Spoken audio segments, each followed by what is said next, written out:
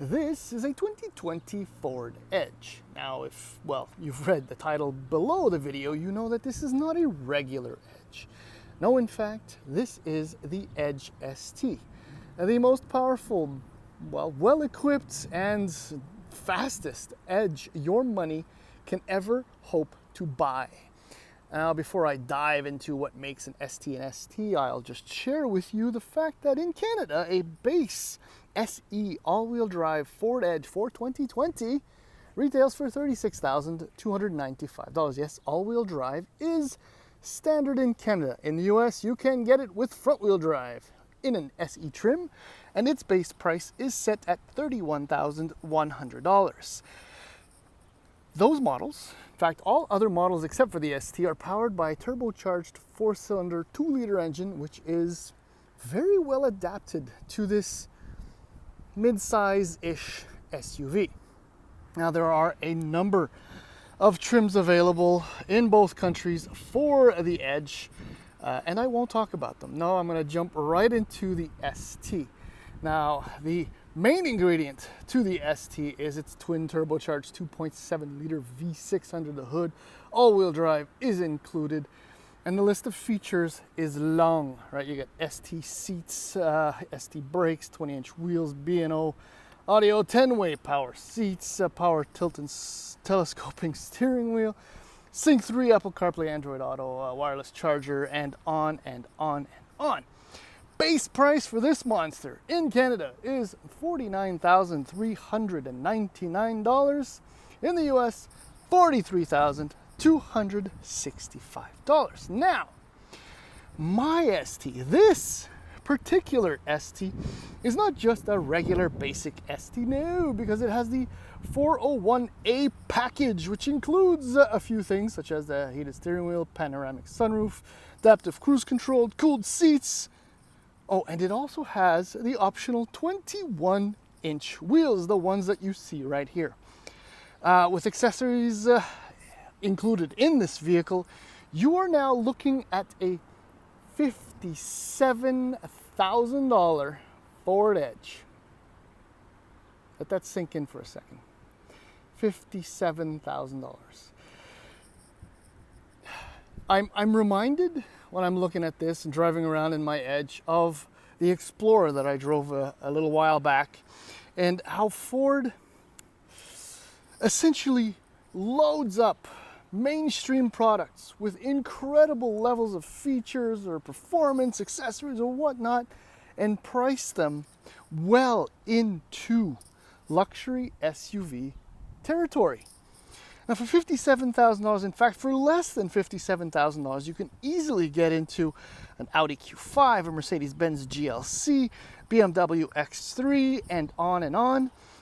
Sorry, and for a few grand more than this exact Ford Edge ST, sorry, you're almost like $7,000 away, if memory serves. You're $7,000 away from a GLC 43 or an X3 M40i. I know this thing is powerful and it's fast, and I'm going to tell you a little bit more about that shortly. But that's a difficult, very, very difficult pill to swallow. What else can I tell you? In the segment, the Edge has a lot of competition, namely Hyundai Santa Fe,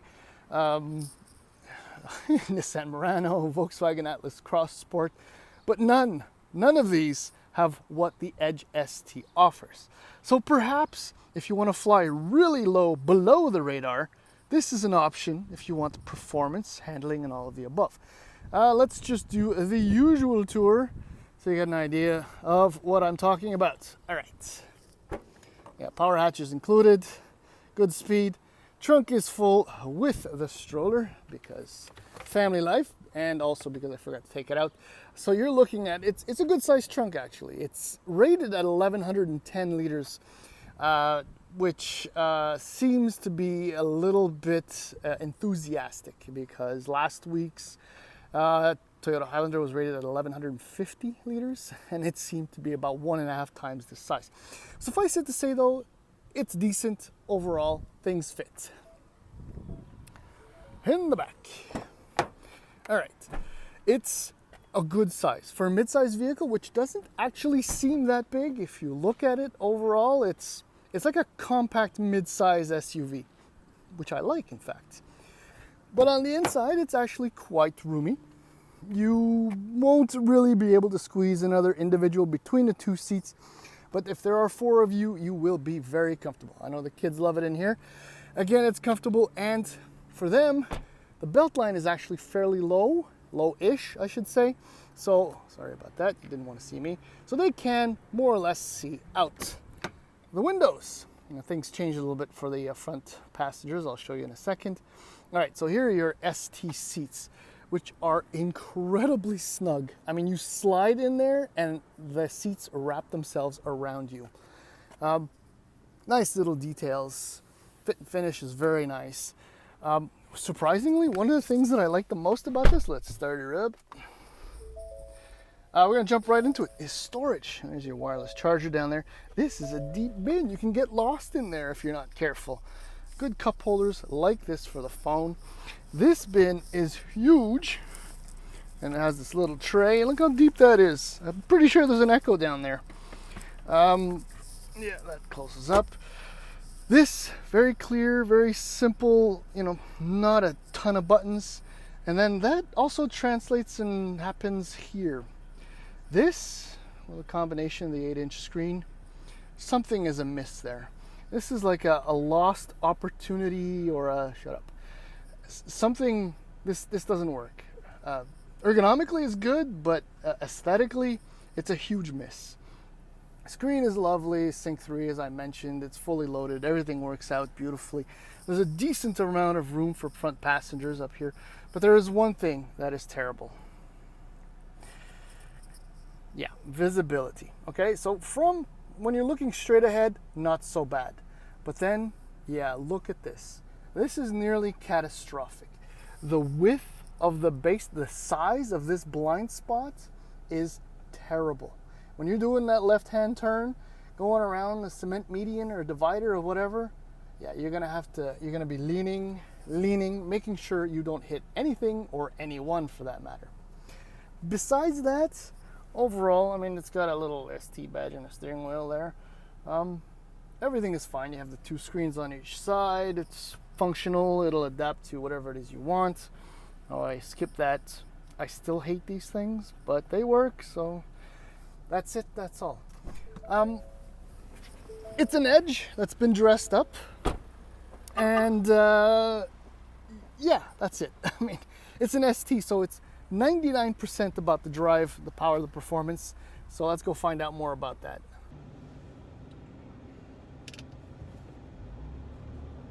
I don't like the wheel, period. I really don't. I never will. In fact, sometimes when you shift from D to R for like a 3-point turn, it's slow to react. It's really annoying. But that's not what makes a Ford Edge ST a Ford Edge ST. I kind of touched on it. 2.7 liter twin turbocharged V6 that puts out 335 horsepower, nice. But also 380 pound-feet of torque as of 3,200 RPM, which means that when you put the hammer down, yeah, speed piles on, not kilometer an hour, but incrementally. It's actually surprising. That is what the Ford Edge ST is. It does handle, I'll tell you more about that in a second, but it's really about the straight line power and speed. And part of that is the 8-speed automatic transmission, which does a fine job of kicking down and keeping you in the right gear and keeping you going. It's really, really fast. It's incredibly fast, in fact.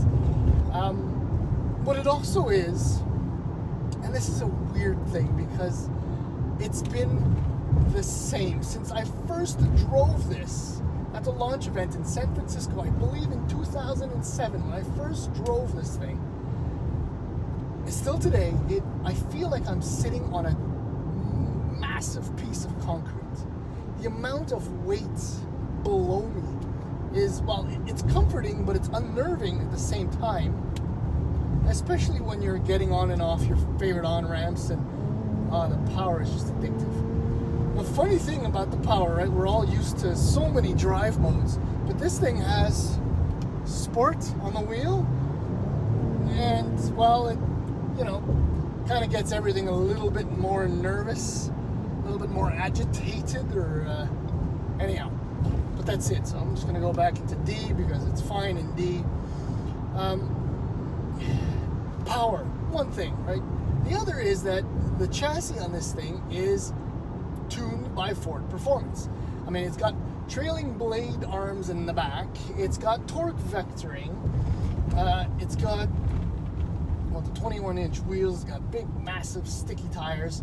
So it handles. It does handle at the same time, but it doesn't feel, or you don't get the impression that you really want to push this thing any harder than you should any normal mid-size SUV, which is very strange. I mean, I had, hand to God, more fun driving the Highlander because you didn't expect it to handle as well as it does. I mean, okay, yes, this is obviously quicker. It handles better than the Highlander. Steering is nice, no on-center play, good weight overall. Really like the brake pedal feel. There's very little travel. It's instantly responsive as soon as you put a little bit of pressure on there. But it's not fun. I mean, this is fun, right? You start unwinding, you get on the throttle, and you're gone. Yeah. See, your gut muscles are holding you upright because the power, the torque, this thing is immensely fast. But it's not fun. I don't know what it is other than it feeling wrong.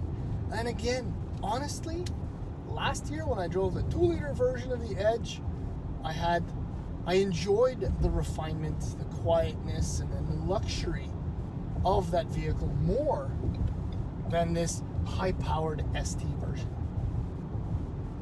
Yes, the power is addictive and kind of makes me swing and think that it